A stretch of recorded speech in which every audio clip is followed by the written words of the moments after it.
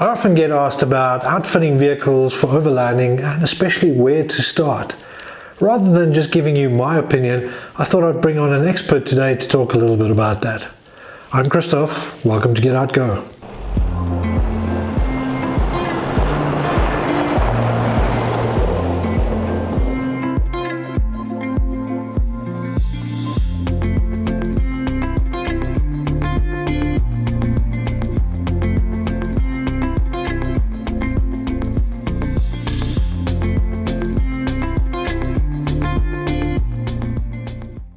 So welcome Gavin. As I mentioned, tonight we'll be talking a little bit about fitment and what sort of order you need to be doing things in. Right, Chris, thanks for inviting me and thanks for giving me the chance. I think the important thing with fitment is that there's not one size fits all. Everybody's requirement is different. If you take a look at a guy that's bought a new Fortuner and is in a rush to go out and do something, fundamentally he doesn't have to. That new Fortuner 4x4 is capable enough to get into any trouble that he wants to, and 9 times out of 10 get him out of any trouble that he wants to. So it really is a case of taking your time. Don't rush out to buy things because your mate happens to have a winch or your mate happens to have a bull bar. It might not suit you. So get to know your car. Most importantly, the second thing that you need to do is, if you can, and you've fitted a roof rack, even if you don't fit a roof rack and you just put load bars on, see what you can borrow. See if you're going to enjoy this overlanding lifestyle. Some people, and specifically their partners, don't actually enjoy it. So you go out and you spend $150,000 on upgrading a car. You get out there, it rains, there's a long drop, there's whatever, and you or your partner might decide, I actually don't want to do this. So really take your time. Speak to people that have no, skin in the game. People like yourself, people like me. We're not trying to sell you anything. We've got a lot of experience in the industry, in the overlanding industry. And if I suggest to you do something, I'm not going to make 10% of whatever I've suggested to you to do. So while there are some very good 4x4 shops out there, bear in mind that their job is to sell you stuff. So unless the guy that is selling you stuff has actually taken the time and he sat down, and if you want to do 2 or 3 or 4 things to your car, or you think you want to do 2 or 3 or 4 things to your car, and this guy hasn't asked you where you want to go, what do you want to do you want to do bush camping, do you want to do campsite camping, do you want to do off-road trails, do you just want to do dirt roads, unless he spent that time with you to actually understand what it is that you're trying to do, be very wary of fitting, because there is a chance, I'm not saying it'll definitely happen, but there is a chance that you will end up being sorry for doing what you've done. So that is absolutely fundamental. Understand what it is that you're going to be doing. Know that you're going to be spending, if you do it, you do it properly. Spend the money, because what you're after is reliability, ease of use, and accessibility. And if you don't spend the money, you're probably giving one of those things away. So be very aware of what you do, how you do it, and when you do an upgrade, make sure it's an upgrade. Make sure that it's not just something that looks good and actually turns out to be a downgrade. I'm going to reference specifically, reference suspension in this case, because if you just lift your vehicle and you use spacers at the front or spacers at the back or whatever, you actually haven't done an upgrade. You haven't done yourself any favors. You've made your car look a little bit better, and it looks probably as nice as your next door neighbor's, but you haven't increased your articulation. You're probably going to break something, and you've probably done something wrong. So be prepared to do things properly. Don't do it just because it looks good, because very often the fact that it looks good doesn't actually make it feel good, doesn't make you drive any better, doesn't make anything like that happen. One of the things that is incredibly important that most people don't understand is weight is not your friend. You have got a finite load carrying capability on your vehicle. If you go to your license disc on your car and you see your Tara, and a lot of people will know this, but anyway, you see your Tara and you see your GVM, the space between the two is what you can load in your car. Do that little exercise. Just for instance, and I don't know anybody's wives, so please be patient with me. Your partner, the person next to you in the car, possibly weighs 100 kilograms. So between the two of, well, me and him, it would be, say, 180 kilograms. You've got an extra fuel tank, a long-range fuel tank. That's an extra, say, 60 liters. So your normal one is 80, so you've got 80 plus 60, 140, you're allowed 10. That's 130 kilograms. Your all-terrain tires, a BF Goodrich or Cooper, probably weighs 15 kilograms more than your stock tire that you come on. So you buy 5 tires, that's an extra 75 kilos. And that load carrying capability that you have in your vehicle might be 760 or 800 k's. You would be very surprised how quickly that disappears.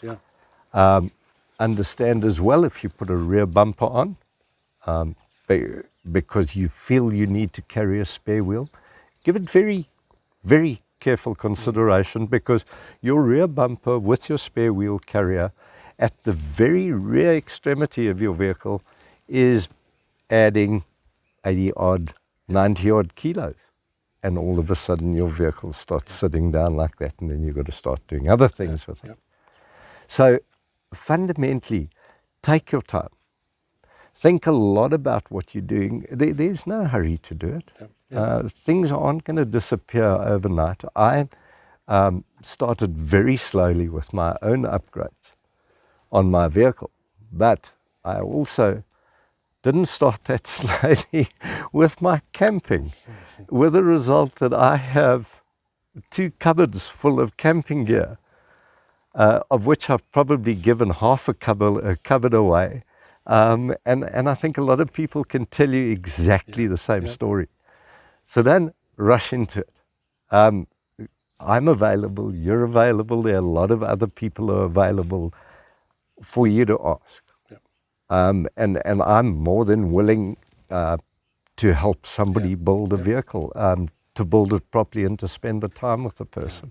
And I'm sure you are, and we get a lot of people asking us. So, you know, while we're talking about what's the first upgrade that you should do, we need to, again, take that one step back. Don't rush into it. Then we consider things that you do upgrade. Probably the most important upgrade you're ever going to do is, or 2 upgrades, I guess, is all-terrain tires and suspension upgrade. If you're not going to load heavily, don't upgrade your suspension. Don't do it. You can consider air if you want to, or you can just go and get a slightly stronger coil. You don't have to do the rest. So instead of spending, call it 20 grand, you can just simply, with a stronger coil or with air, you can go for about 7, 8 odd grand. So you can take your time. Now those coils are not wasted, neither is that air. When you want to do the front suspension at a later stage, if you want to do stronger shocks, if you want to do off-road shocks, those things can still be used, so they're not throwaway. But if you've done it before you know what you want to do, there's probably a 50% chance that you've put the wrong stuff on, and you're going to have to pay more money. Okay, so tires, suspension. Don't do your suspensions first unless you know exactly what it is you want to do to your vehicle. If you know exactly what it is, different story, you can work out the weights. Other thing, bull bar. Bull bars a lot of people think they're rubbish. If you're going to drive at night, if you're going to drive in South Africa, if you're going to drive in Botswana, if you're going to drive in Namibia, or if you think you might be forced to drive at night, a bull bar is never wasted because it can protect you. But bear in mind, there's the bush bar, which has typically got the loops on it, Yep.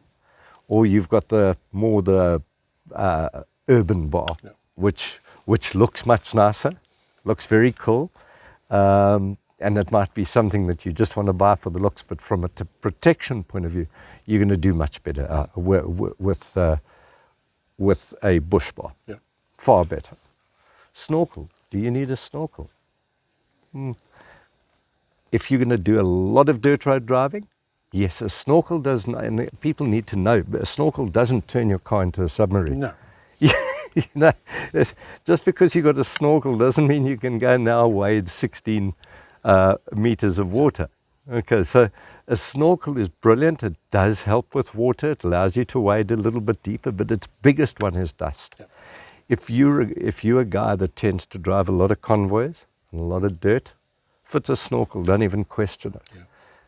One thing you must bear in mind, if you're thinking of selling your car, remember that once you've done a snorkel, 9 times out of 10, unless you drive probably a Puma Defender, and one of the Discos, I think the Disco 4, they use current holes. Right. Everything else it's almost tantamount to watching your wife give birth. You actually don't want to watch it happen because they cut a hole this size in the side of your car. So bear that in mind, is that if you think you're going to sell your car, don't put a snorkel on, because there's no way of hiding that you've been overland. Yeah, and I think with a lot of the accessories, know that you're going to sell it with that accessory on. So you can't take it off. There's this big gaping hole. Yeah. But bottom line is, you're going to lose a lot of money in the sales process, don't you? Yes, there's second-hand 4x4 gear, and I mean, we could pan around many places, second-hand 4x4 gear, unless you can actually sell your car to an overlander who wants everything that's on your car. Everybody else is going to tell you that the second-hand accessories have absolutely no value. So they look at the book value of your car, and that's what they'll offer you. So if you put 200,000 worth of accessories on your car, you're probably going to lose it when you sell your car, unless you get really lucky. Okay. Then you get bash plates. A lot of guys do bash plates. Yep. I've got bash plates, you've got bash plates. If you're going to be an overlander, bash plates are absolutely worth it, but bear in mind, they probably weigh 40 odd kilos, 50 odd kilos, so there's more weight that you're putting on your car, but it is a really good protection for your vehicle if you're going to do a lot of dirt roads and a little bit of rock climbing. Yeah. Rock sliders, they're great. They really are nice. They add to your vehicle. They add, if you're a trail driver, they really add to it. If you're an overlander who doesn't drive trails, you've got to ask yourself what you want to do with a rock slider. Yeah, and again, it's added weight again. Yes, and that's what it is. A decent rock slider is probably 20, 30 kilos. Now work out how many beers is 20 or 30 kilos. So that's how much you can't pack. With rock sliders, you can put them on or not. If you're a rock crawler, if you're a genuine trail driver, then they're probably a good idea. They'll save your car. But if you're an overlander, you quite possibly don't need them because there are a lot of obstacles you can choose to go around. Yeah. So going back a step, that again says, when you're assessing what you're doing, am I an overlander? Am I a trail driver? Yeah. Am I going to genuine bush so far out of the way places? Yeah. Am I driving trails to get to where I want to get to? Or am I driving trails for fun? Yeah. So that all impacts what you do. Building an overlander is very different from building a 4x4 trail driving type vehicle. I suppose it's also different if you envisage you're going to tow. So you have a family and you're towing a trailer, off-road caravan. then a lot of the modifications you don't necessarily need. Man, towing's a strange one, because if you tow it, are you going to tow a Fender trailer with a bag in it? Or are you going to tow an off-road trailer? Or are you going to tow a caravan? Each of those will have a different impact on your vehicle. And 9 times out of 10, the biggest impact it's going to have is on your rear suspension. And the other thing, depending on the weight of it, don't be shy to buy a braked trailer, because that is just pure safety. But depending on the weight of it, you might want to actually go and upgrade your brakes. Now, that is not hugely expensive, so it is something that you can actually do, and between sort of 8 and 10 odd thousand if you've got 4 discs. And you can get better pads and you can get better discs, and it's definitely worth thinking of doing from a safety point of view. You stop quicker, you stop better, and your passengers are a lot safer, especially if you're towing or going away with kids. Right. Yeah. So yeah. Again, assess what it is that you're trying to do, and I think that's probably the biggest point. Assess what it is that you're trying to achieve, where you want to go to. Do you want to go for 3 months at a time? Do you want to go for a weekend? Do you want to go for 5 days? So it really, all of that will impact what you do to your vehicle, or what you think you should do to your vehicle. One talks about battery systems. I've heard some people saying that a dual battery system is the first upgrade that you'll do on your vehicle. It's not. It's not, because you actually don't know what you want to do. If you're a weekender, a really good Coleman cooler box, shouldn't advertise Coleman, but a really good Coleman cooler box with even dry ice or ice packs, that'll keep you going for 3 to 4 days. When I was younger, if I may recount this, when I was younger and was at a hell of a lot of doozies, for 4 days, we just used dry ice. We didn't even have fridges. So it is quite possible. So don't go and spend, you can spend 30, 40,000, 20,000, 5,000, 3,000 on a battery upgrade, or a dual battery system, or something to run a fridge. What size fridge do you want? Do you want a 40-liter fridge? Do you need a flat one? Do you need a... So all of this sort of thing has got to be considered, because if you've got a fortune like you've got, and you want a drawer system, what's the first thing you got to do?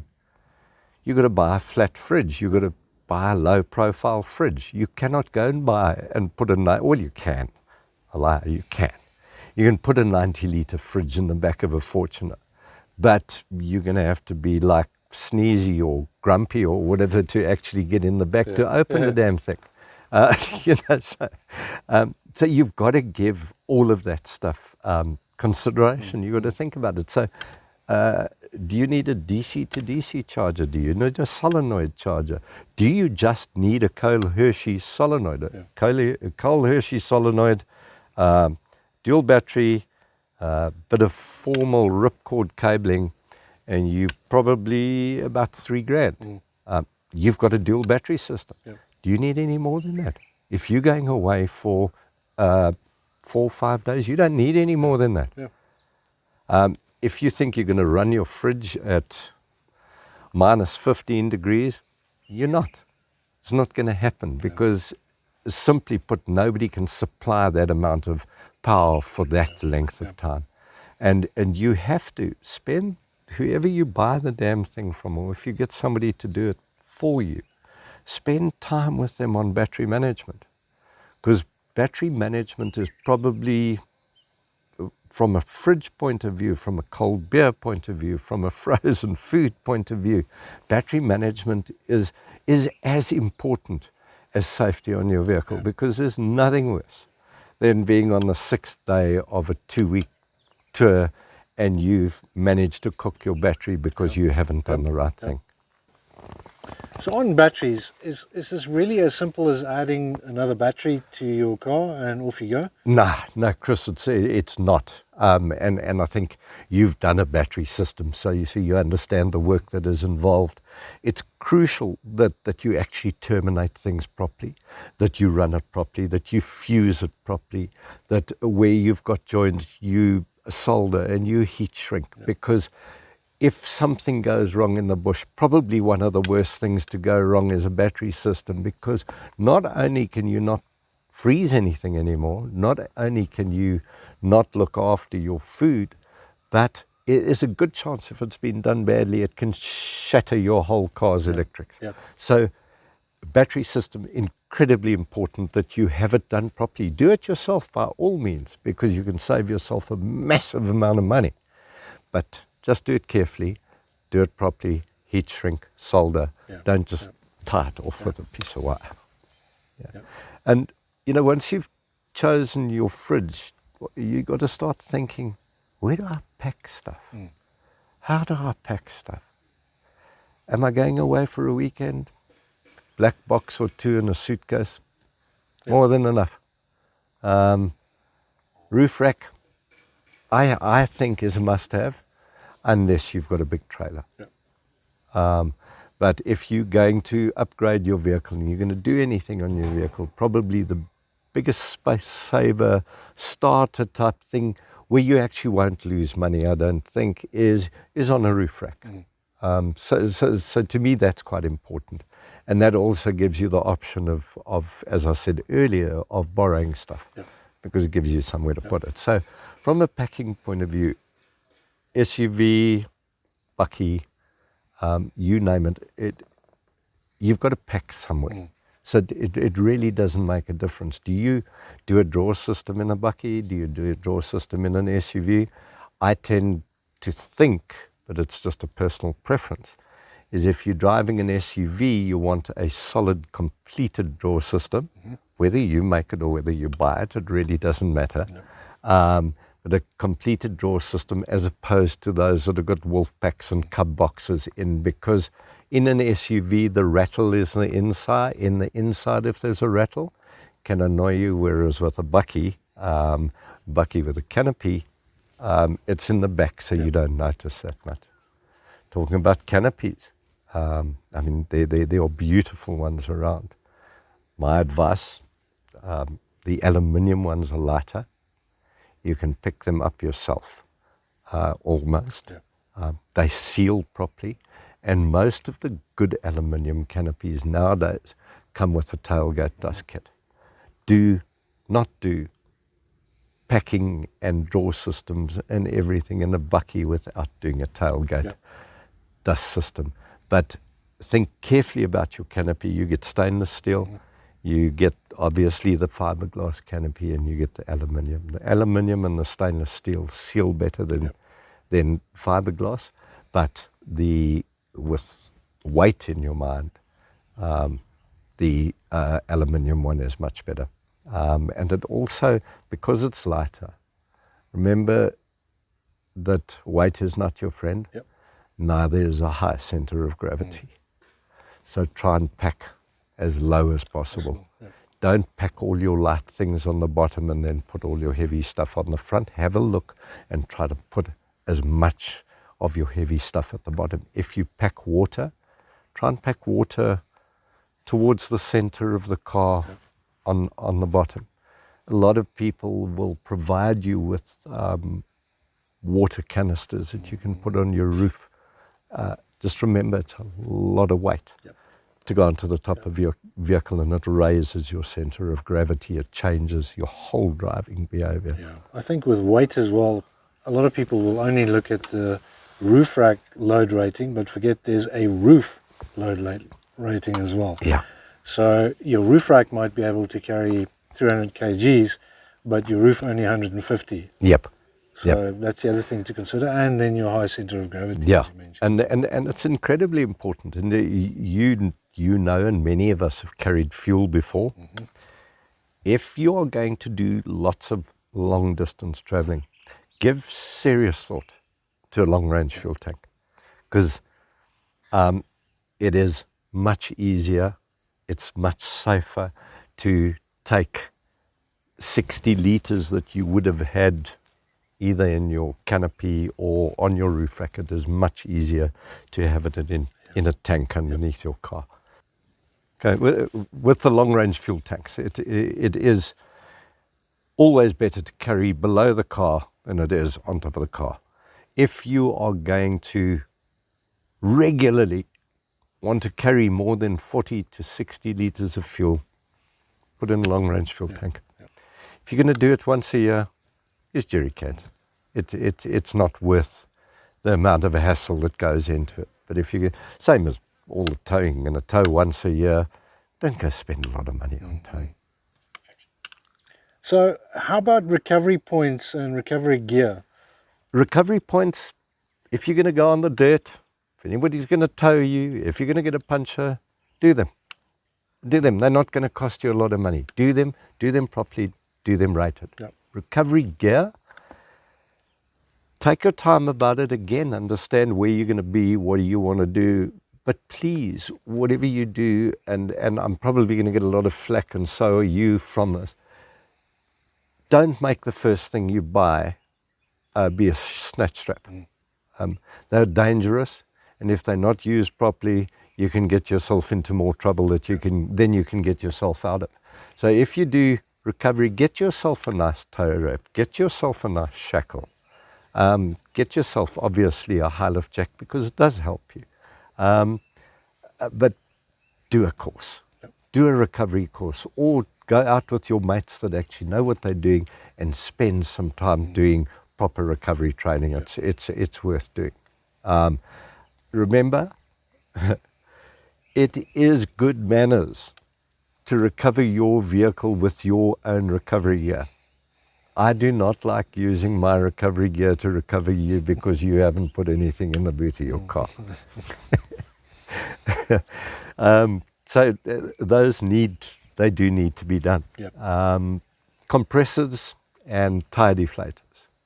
You don't have to get a tire deflator, but it does make life a hell of a lot easier than a toothpick. But get a compressor. Yep.